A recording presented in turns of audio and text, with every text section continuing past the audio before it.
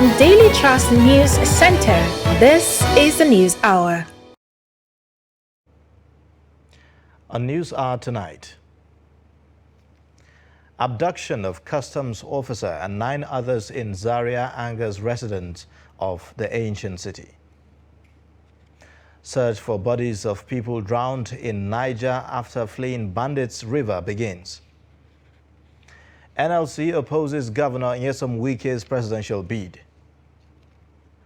And on the foreign scene, UN warns of Ukraine refugee humanitarian crisis as another 40,000 people leave the country in 24 hours. Hello and welcome to the News Hour on Trust Television. I am Ayuba Ilya. Thank you for joining. A News Hour tonight will begin with the story of a customs officer, Mawia Gambo Turaki, and 9 others who have been abducted in Kofar Gayan Low Cost, Zaria, Kaduna State after bandits invaded the area on Wednesday evening. Confirming the incident, the ward head of the area, Muhammad Nazifi, said those kidnapped include his son, Jamalu Mawia Gambo Turaki, as customs officer who arrived home from his duty post just yesterday, and his son, Khalifa. This is the second time bandits will invade Kofar Gayan Low Cost and abduct people. Sometime last year, reports say that security operatives responded to a distress call, but the bandits had taken away the victims before they arrived.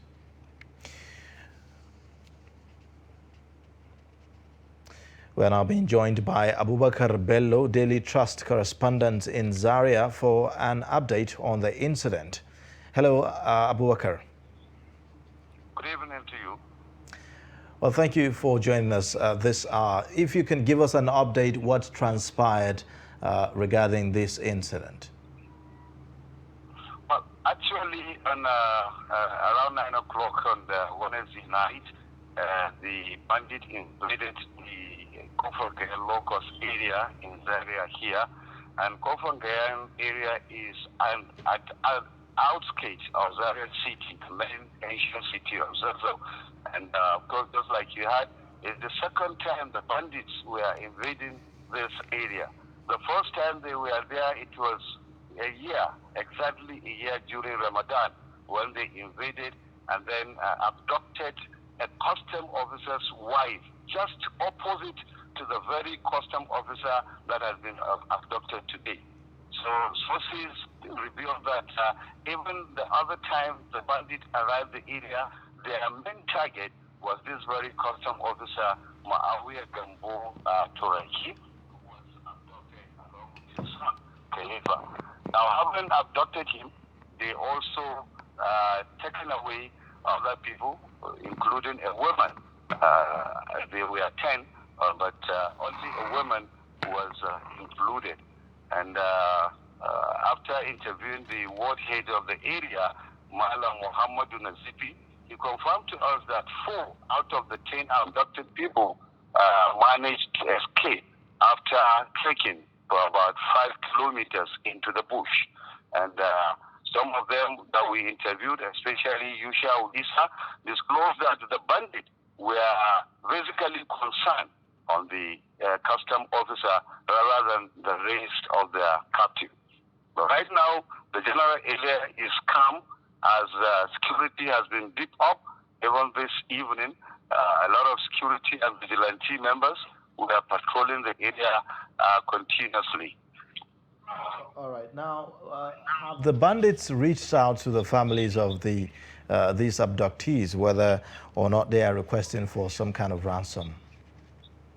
I spoke to the first child of the custom officer just this evening, as well as his wife, and yet they have not received any call from the bandits.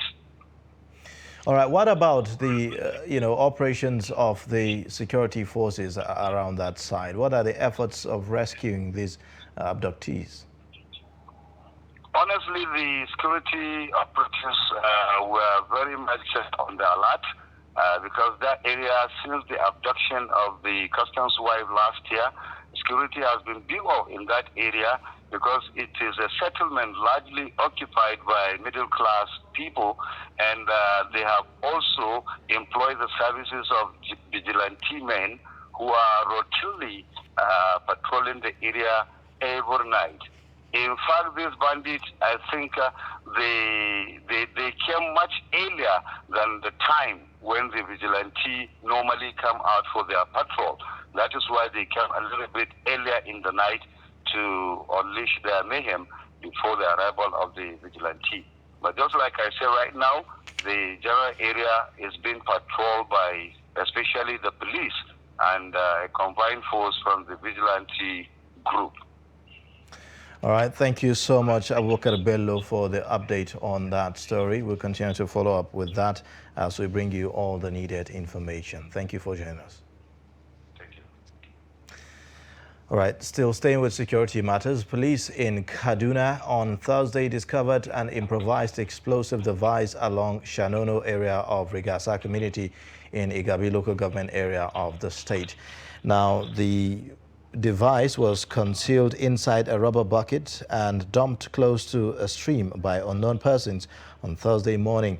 A resident of the area, Tejani Haruna Shehu, told Trust TV that the rubber bucket was sealed with sellotape, making people nearby suspicious.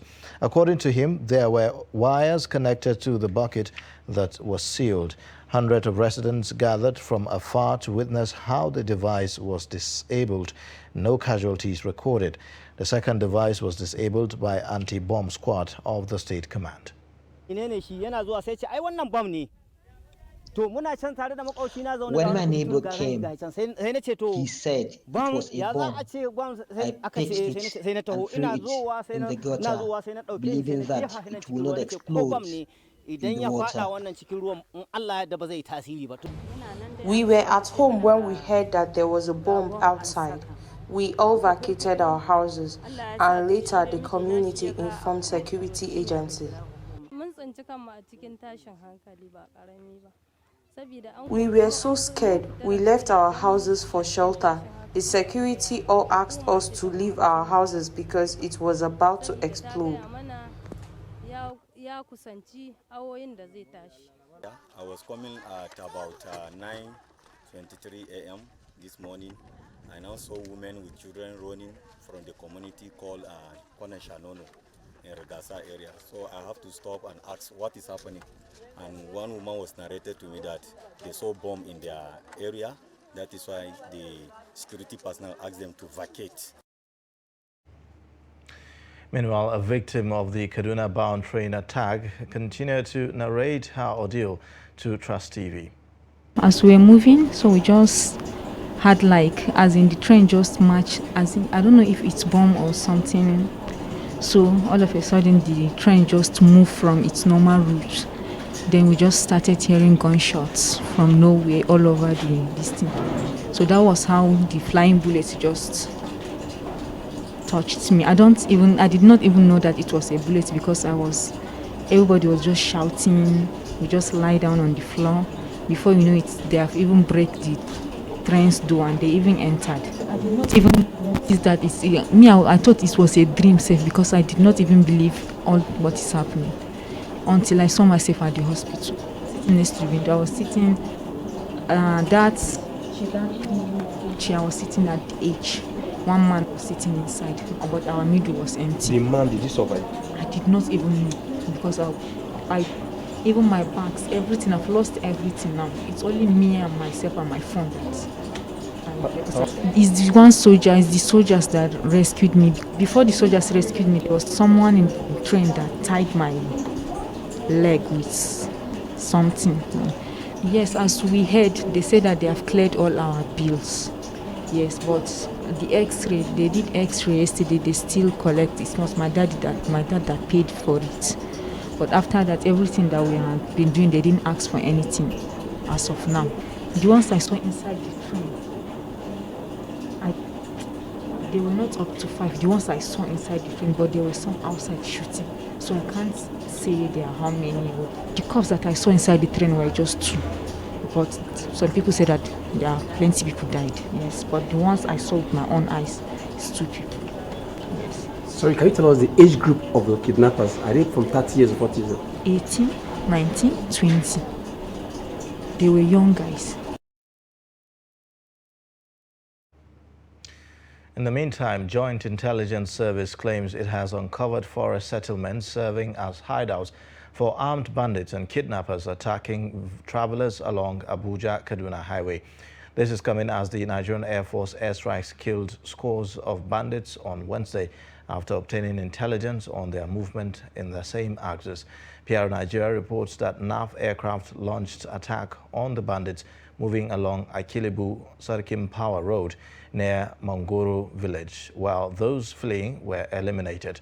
A domestic intelligence operative told the online medium that 34 dead bodies of the bandits were so far counted during a mopping-up operation.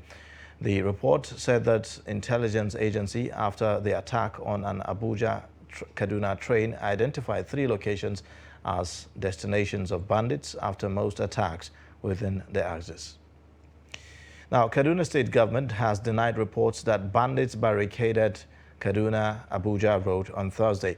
A statement signed by Commissioner for Internal Security and Home Affairs Samuel Aruwan cited reports spread on social media over bandits barricading the Kaduna-Abuja Road and kidnapping citizens plying the route.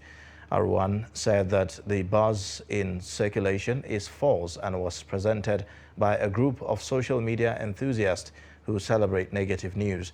He said preliminary operational feedback showed that fleeing bandits escaping a military onslaught attempted to pass through a narrow corridor around Kasarami general area of Kaduna-Abuja Road. The troops, on receiving this intelligence, hurriedly moved to the location and engaged them in the adjoining forest. He said Kaduna State government will update members of the general public when more detailed feedback is received.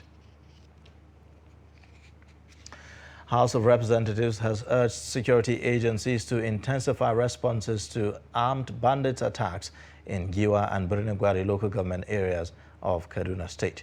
This followed adoption of a motion moved on the matters of urgent public importance by Shehu Balarabe from Kaduna State on attacks on communities in his constituency, where more than 117 have been killed and 130 abducted and valuables stolen. The report. With bandit attacks on roads and railway and attempts on Kaduna Airport, it's been one attack too many. In his debate, Representative Shehu Balarabe said attacks on people in Kaduna State, particularly his constituency, is already unbearable, where many have been killed, abducted, cows, goats, vehicles and motorcycles stolen. Concerned that victims of this attack who have been displaced in my constituency are taking refuge in local government and local government areas. Mararaba ya Kawada, Women's Center ya Kawada, Town Hall ya Kawada, Primary Health Care ya Kawada, BATC Giwa, Fatika District Head Office and his official residence. Other members who contributed described the motion as worrisome. They are shocked that security agencies cannot track down bandits that have contacted families of those abducted from the train for ransom. Any government that fails and or neglects to secure the lives and property of its citizenry, that government is not supposed to last longer than absolutely necessary, because that is the primacy of governance. It's just like a medical doctor putting professionalism on one hand aside. You presented a patient.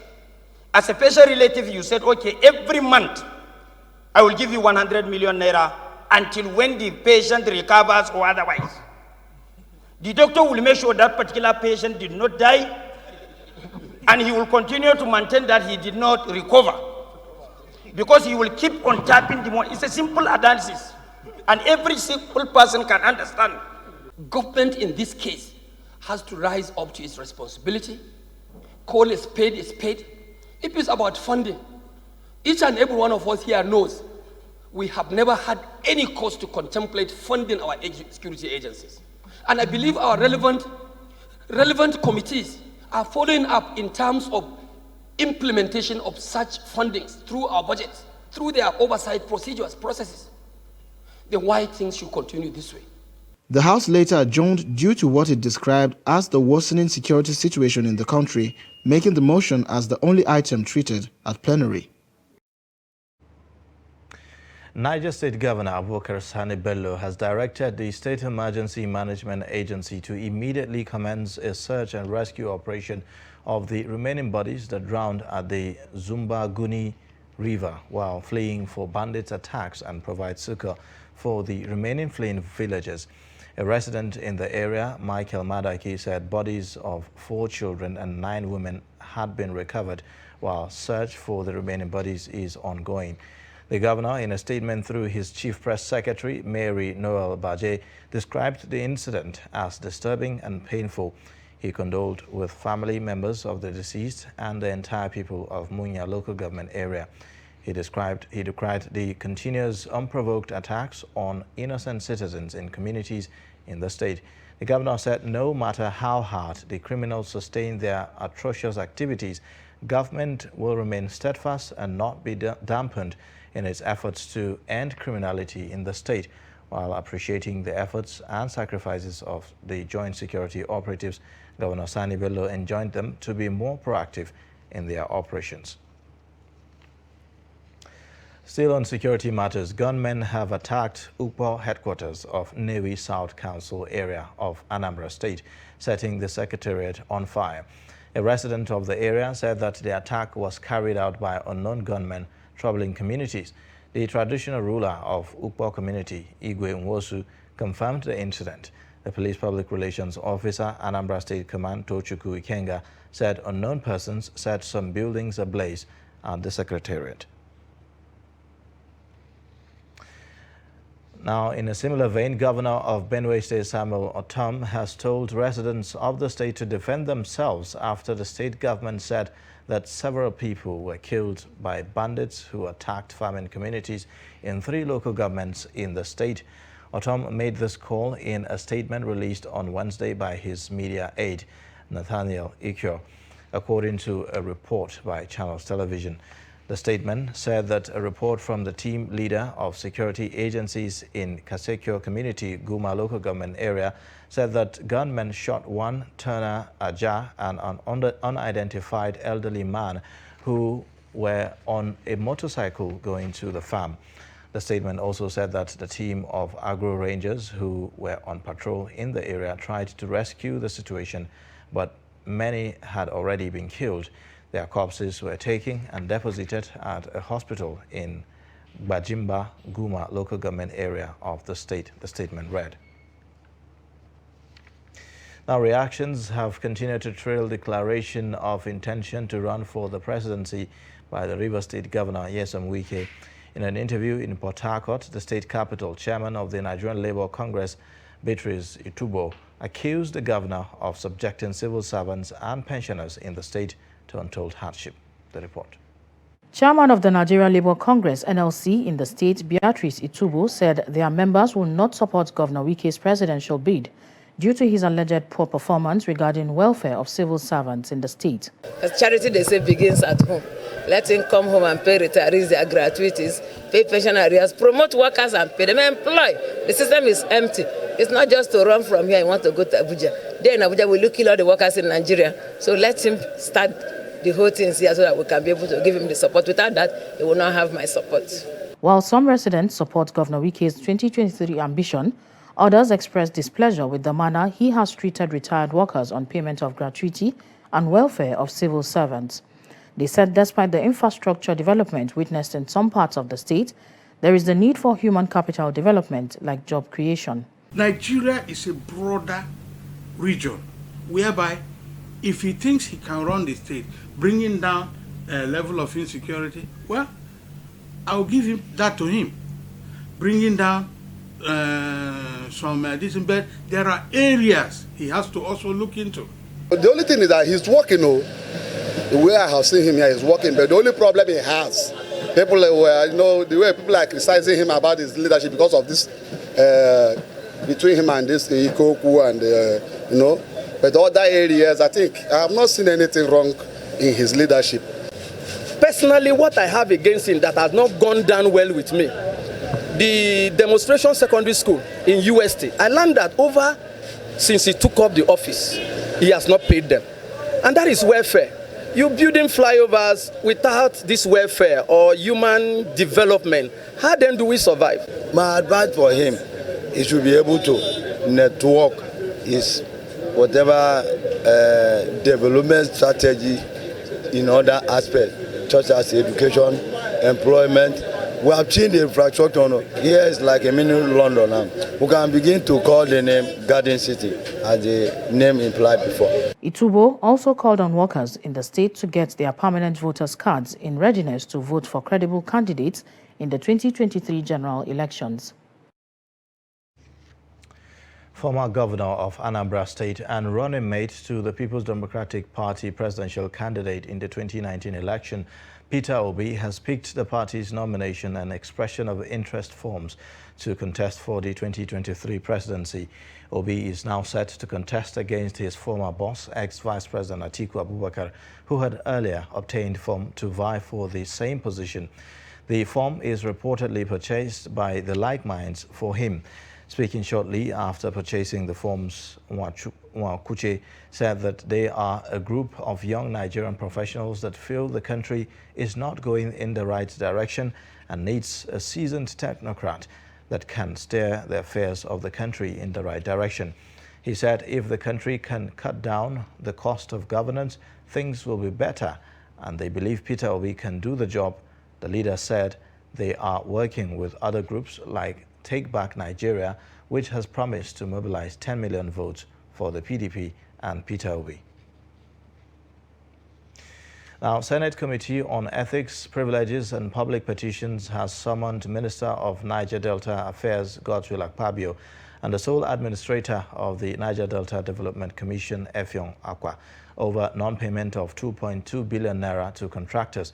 The committee said it is acting on petitions filed by Acom Survey Services Limited over alleged refusal by the minister and the NDDC administrator to pay for the survey carried out in 9 states under the commission, based on a 2.2 billion naira contractual agreement. The report. Chairman of the committee, Ayo Akinyelure, said the committee had written several letters of invitation to the Minister of Niger Delta Affairs, Godswill Akpabio, as well as the chairman of the Niger Delta Development Commission, Effiong Akwa, on petitions against them with no response. Akpabio and Akwa are therefore to appear before the panel unfailingly on April 12, 2022 by 2 p.m. or face arrest. Former minority leader of the Senate in the 8th Assembly, your colleagues are calling on you to come over, to come and tell us why these innocent Nigerians have not been paid. If you have a problem of appropriation, we are here for you to give you appropriation.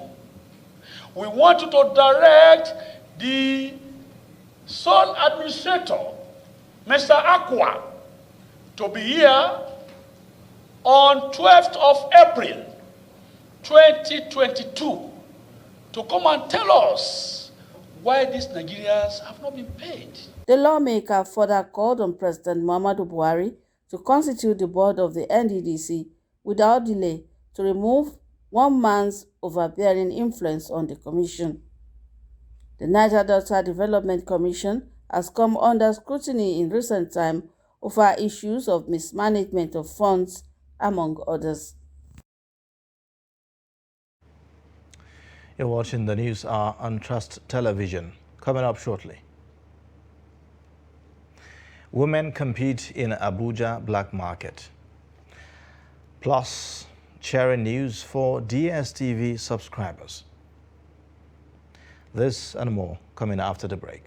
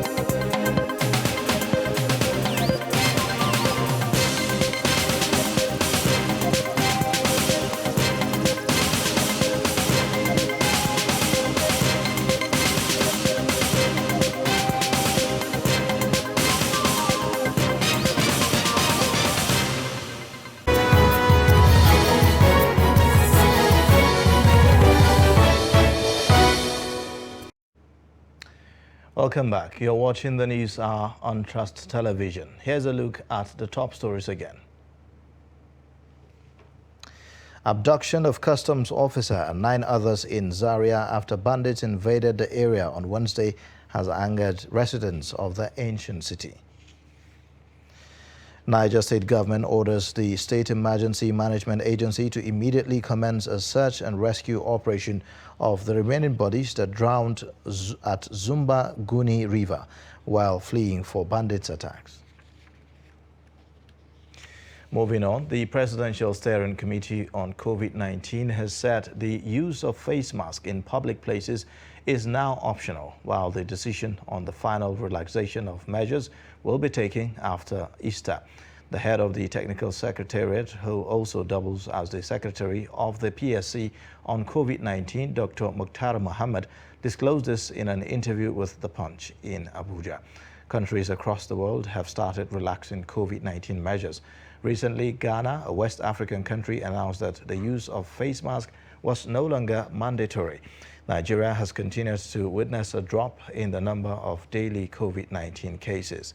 The PLC also announced that it will stop demanding proof of PCR tests from fully vaccinated travelers. Meanwhile, data from the National Primary Healthcare Development Agency has revealed that a total of 12,139,797 persons have been fully vaccinated in Nigeria, while 18,942,020 persons have been partially vaccinated. The Primary Healthcare Development Agency announced that Moderna, AstraZeneca, Pfizer, and the Johnson & Johnson brands of COVID-19 vaccines were available for individuals willing to be vaccinated. Now, over 3 million children and pregnant women in Zamfara State will benefit from health interventions the state government is providing to prevent outbreak of polio and tetanus. Executive Secretary, Zamfara State Primary Healthcare Development Board, Dr. Ismail Tukur, said the aim of the intervention is to further build the immune system of children and women. The report. Zamfara State embarks on 5 days campaign against polio, tetanus and neonatal and infant mortality across the state, with a view to boosting immunity of 2 million children and 1.5 million women of childbearing age. The Executive Secretary, Zamfara State Primary Healthcare Development Board, Dr. Ismail Tukur, said the health interventions are being carried out simultaneously in the state, such as vitamin A, child spacing services, among others. He said there is a little resistance against polio and child spacing services because relevant stakeholders, including traditional rulers, have been helping to mobilize residents within their domains to allow women and children accept the free health services the state government is providing to protect people. Yeah, for the campaign, the OBR, that's the outbreak response that we are talking about on the 5 population, we are looking about 2 million children. Yes, we are looking about 2 million children, while for the MNCH week, we are putting together the women and children. So if you look at women of childbearing age in the population, they constitute about 20%. And 20% of our population of about 5.7%, 5.7 million, you find out that we are talking about another 1.6 or 1 million thereabouts. So if you add about 2 million plus this 1 million, totally we are targeting about 3.something million people. The state nutritionist Ismaila Umar visits some rural communities in Bungudu and Maru local government areas of the state to monitor and assess the level of compliance. He speaks on what he observed. It is impressive because, as you can see, as I'm moving with you to supervise the program, we have visited some communities and we have seen how our team members are giving the intervention to our children, which is very impressive. We went to Purpuri, and then from Purpuri we moved to Bungudu, and then from Bungudu we came down to this place, Maru local government, which is very impressive. The Executive Secretary commends relevant partners and stakeholders in ensuring the success of the health interventions to safeguard the lives of children and women in the state. Fuel scarcity has forced many to stay in long queues and even sleep over for hours. This comes as an advantage for black marketers to redeem in thousands. Predominantly male-dominated, the story this time around captures women on the streets of Abuja persuading motorists to buy fuel from them. Zainab Bala captured this piece with her mobile phone. Let's take a look.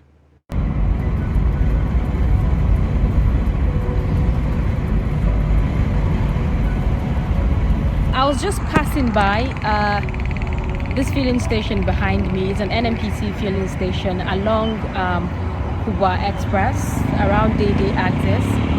And then something really interesting caught my attention. There were black marketers, on the roadside, predominantly male. And then when I moved past them, I saw quite a number of women, standing also selling black markets. And then there were people standing by the roadside and they were negotiating just as their male counterparts did. And this really, I felt a kind of remorse. And then it also tells you how hard the country has become. A lot of them didn't want to speak to me because some of the agents in the filling stations were warning them not to talk to me, not to talk to anybody. Because I think they have to negotiate to actually get this fuel from them. They have to pay extra to get this fuel from them to resell the fuel.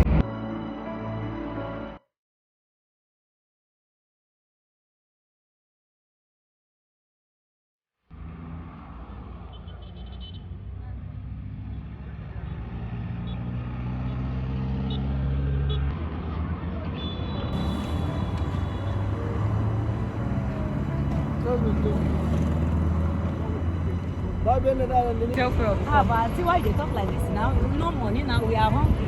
No food, nothing, nothing. We don't have money. That is why we are sending. So now problem where they make us come outside now.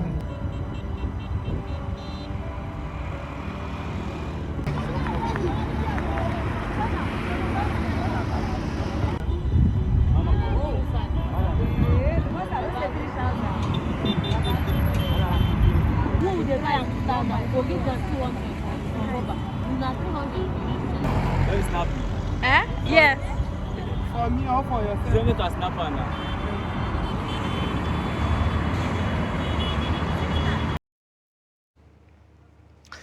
Now, Arrow Gauge train traveling from Lagos to Kano has derailed at Farin-Ruwa near Jaji in Igabi local government area of Kaduna State.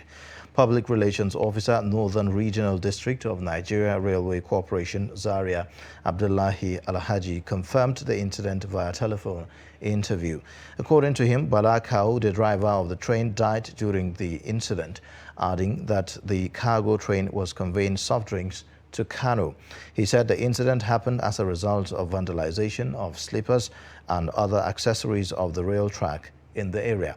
Alhaji said rescue efforts were currently ongoing to recover the remains of the deceased to salvage the situation for the train to continue its journey to Kano. Also, President of the Republic of Niger, Mohamed Bazoum, has opened up on his discussions with President Muhammadu Buhari during his state visit. He speaks with State House reporters after the meeting held at the presidential villa in Abuja. Bazoum said the discussions focused on the economy and the security situation, which he described as issues of mutual benefit to both Niger and Nigeria. He said the meeting discussed the joint big military operation that kicked off in the Lake Chad Basin region against the terrorists being conducted by the multinational joint task force. Happy to be here and to have discussions with His Excellency President Muhammadu Buhari on issues that relate to economic and the security situations in our countries in a manner that we push these issues to be of benefit, of mutual benefit to both countries, Niger and Nigeria.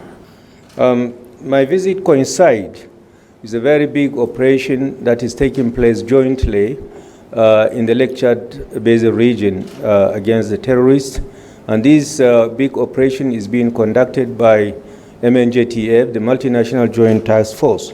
And as you know very well, the operations of the Multinational Joint Task Force is funded almost entirely by Nigeria. And this operation is meant to, and will certainly help in providing security in addressing the challenges that both countries are facing.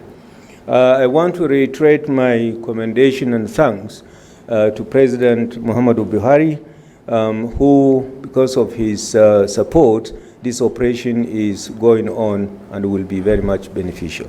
On economic issues, we discussed the Kano-Katsina-Maradi Railway project. And this project is an infrastructure that will integrate the two economies, the economies of Nigeria and Niger.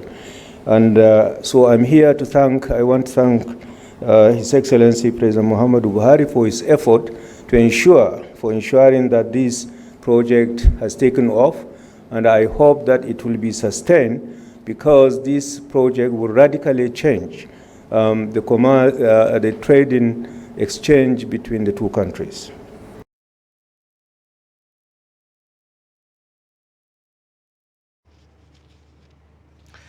Now, the Minister of Information and Culture, Lai Mohammed, on Thursday urges members of the Governing Board of the National Broadcasting Commission, NBC, to support the Commission to realize the ambitious digital switchover project aimed at transforming the broadcast industry. The minister gave the charge at the formal inauguration of the board in Abuja. The board chairman, Bashir Omolaja Bolarinwa, pledged not to disappoint the minister for the confidence reposed in them. I urge you all to buy into this project to ensure that NBC is able to deliver on what we perceive as a legacy project, because the DSO will change the face of broadcasting in Nigeria. Also, please note that as we move closer to the 2023 general elections, the National Broadcasting Commission will come under increasing pressure to step up its regulatory role to prevent a repeat of what transpired before, during, and after the 2019 general elections. I want to make a promise on behalf of the members that we'll try as much as possible to acquaint ourselves with the management of the NBC and, of course, the ministerial task force, of which you said that you are the chair. We try as much as possible to assist the commission to be able to live up to the desired and achieve the desired objective. A Competition and Consumer Protection Tribunal sitting in Abuja has restrained MultiChoice Nigeria Limited from increasing its tariffs and cost of products and services scheduled to begin on April 1.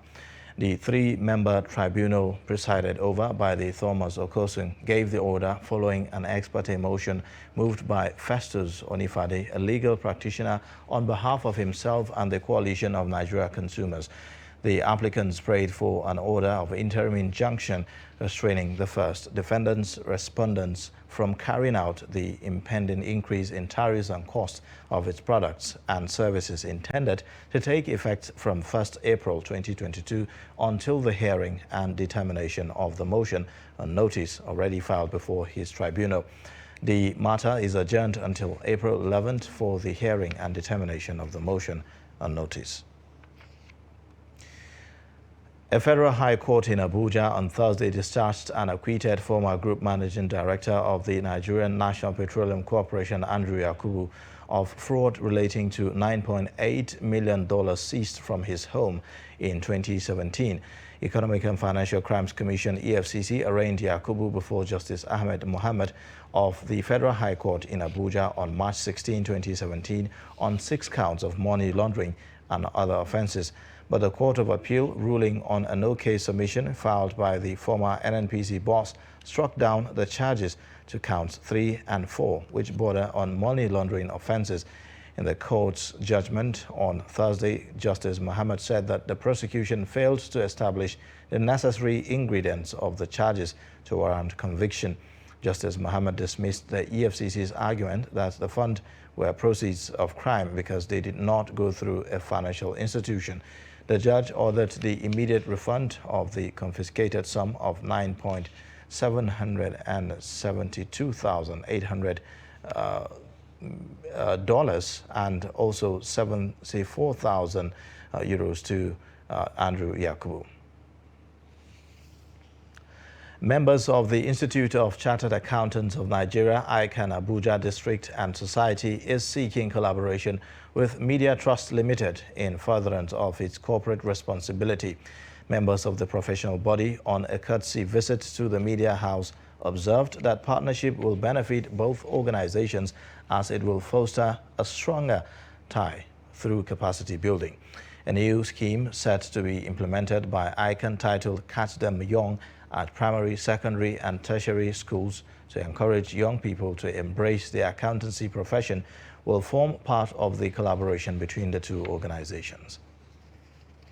It's sensitizing people of the need to take up accounting as a profession. And at times also, we also go to the NYSA orientation camp, so people can make up their mind to join our profession. And by joining our profession, they become responsible people in the society. So we help to build life, and we start very early. So this has involved a lot of finances. So in this area, we are soliciting your partnership that if you just put your stand there, and we release the word, so the credit will come to you, and the awareness also. Anywhere the documents go, your presence will actually be there. So it's going to be a win-win partnership if it's allowed by you. We will do all we can to be a good partner because communication is key in whatever you do as an institution. So please extend the hand of that partnership, and we will grab it and we'll support you. And take advantage of the various platforms that we are providing as far as the media is concerned. Like the children program you said you are doing, Catch Them Young. We have the only children paper in the country called Teen Trust. It's a paper that we are producing weekly, and it's aimed at catching the young ones, especially the secondary school kids. That's why we call it Teen Trust. We are expanding that partnership now by involving corporate relationship, and that's why we are here today. One of the benefits of that engagement is, by one, identifying our members here and encourage the organization to empower them, develop them in capacity, in knowledge, in skills, so that they can add value to the organization, which can enhance corporate objectives of the Media Trust.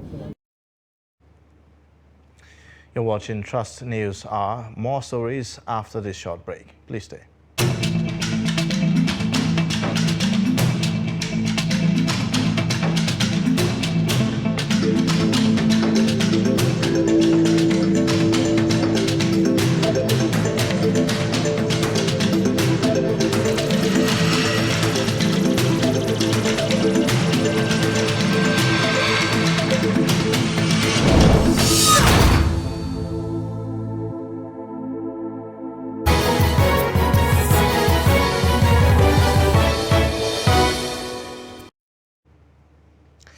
Now, President Muhammadu Buhari has commissioned second tower building of Bank of Industry in Abuja.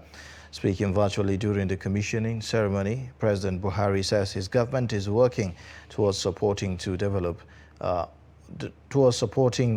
development of small-scale and medium enterprises. Extended the single-digit interest rate loans to manufacturers. In furtherance of this mandate, the Bank of Industry has disbursed over 1.4 trillion naira to over 4.2 million beneficiaries, including micro, small, medium, and large enterprises, creating over 9 million jobs from the inception of its administration in 2015 to date. We'll now join Chamun Dabeng for more on business news.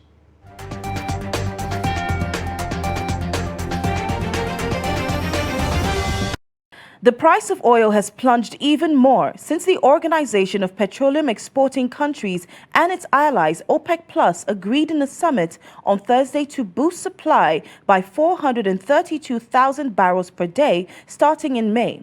This is 32,000 barrels per day higher than the originally agreed upon 400,000 barrels per day due to 5 of its members shifting baselines. Brent crude, the international benchmark against which Nigeria is measured, has dropped $4.80 to $108.07 per barrel, while West Texas Intermediate WTI has also fallen $3.57 to $104.23 barrels per day. The agreement meets market expectations in large part. The OPEC Joint OPEC Non-OPEC Ministerial Monitoring Committee JMMC meeting lasted less than 20 minutes and agreed on a recommendation to OPEC Plus to increase production by 432,000 barrels per day. The OPEC Plus meeting followed immediately, lasting only 12 minutes and demonstrating the group's strong unity in its production strategy. The next OPEC Plus meeting to finalize the June plan is set for May 5th.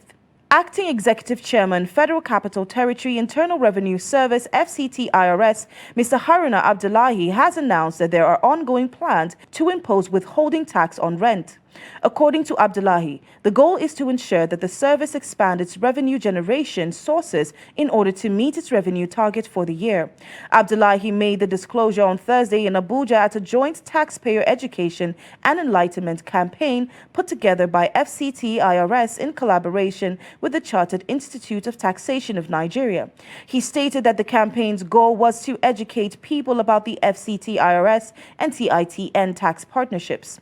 According to him, rental income is earned from the rent paid for the use of real estate or houses. He also stated that the service would conduct a massive enumeration and registration of business premises in order to broaden its tax net. The acting executive chairman stated that the service would work with relevant FCTA stakeholders to identify individuals who sold or exchanged capital assets for profit. That's all for business news. I am Chamun Dabeng.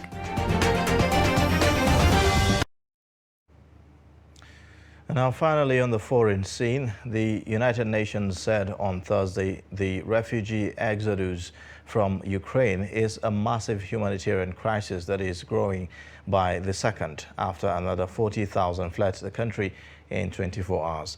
The flow of people fleeing across the western borders to escape the Russian assault on Ukraine has settled at around 40,000 a day over the past week. The UN Refugee Agency, UNHCR, said 4,059,105 Ukrainians have fled across the country's borders since the February 24th invasion, a figure that increased by up to 39,818 on Wednesday's numbers, which surpassed the 4 million mark. Reports say that women and children account for 90% of those who have fled. Half of those are children. Ukrainian men aged 18 to 60, eligible for military call-up and cannot leave. And now for more on sports news, let's join Adeni Ajishafe.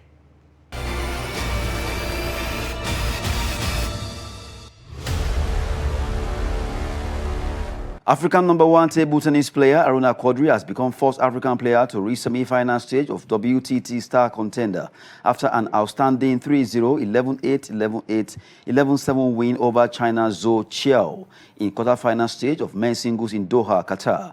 Aruna has defeated 2 Chinese players in Ru semi-finals, Liu Dunqiu in round of 32, Zhao Xiao in last 16 and Zhou Qiao in quarters. And in football, following failure of Super Eagles of Nigeria to qualify for 2022 FIFA World Cup, Super Eagles technical advisor Augustine Guavon has stepped down from his position with immediate effect. Nigerian Football Federation have withdrawn 2.5-year contract offer to Eagles coaches and terminated the appointment of entire technical crew of the team with immediate effect. NFF says a new crew will be announced after a proper review to lead Super Eagles in future challenges appropriately. That's Sport News. I am Adeniyi Ajishafe.